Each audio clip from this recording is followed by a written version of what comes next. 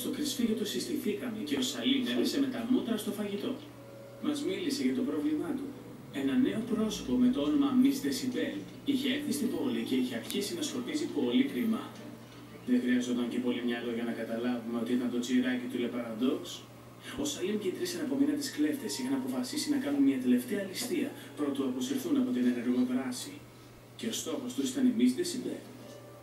Φυσικά με την τεχνολογία που διέθετε εκείνη, εύκολα εχμαλώτισε τους τρεις κλέφτες και ο Σαλίμ έκτοτε προσπαθούσε να βρει ένα σχέδιο για να τους απελευθερώσει. Ο Μπέντλι ανακάλυψε κάποια ενδιαφέροντα στοιχεία για το παρελθόν της.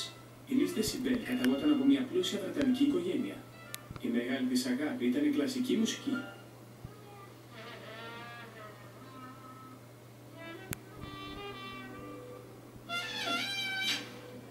Δυστυχώς η παντελής έλλειψη μουσικού ταλέντου και ο εκρηκτικός χαρακτήρας της δημιούργησαν ένα θανατηφόρο συνδυασμό. Μετά από ένα ατύχημα στη διάρκεια μιας νευρικής κρίσης, δεν κατάφερε ποτέ να ξαναπαίξει μουσική, κανονικά. Ωστόσο, όταν ανακάλυψε ότι μπορεί να ελέγχει τους άλλους με τις υπνοτιστικές της συχνότητες, ένας νέος κακοποιός γεννήθηκε. Άρχισε να χρησιμοποιεί το ταλέντο της για να ελέγχει όποιον επιθυμούσε, αναγκάζοντάς τον να κάνει εγκλήματα για εκείνη. Μίλησαμε στον Σαλίμ για το Le Paradox και η όλη υπόθεση δεν του φάνηκε καθόλου περίεργη.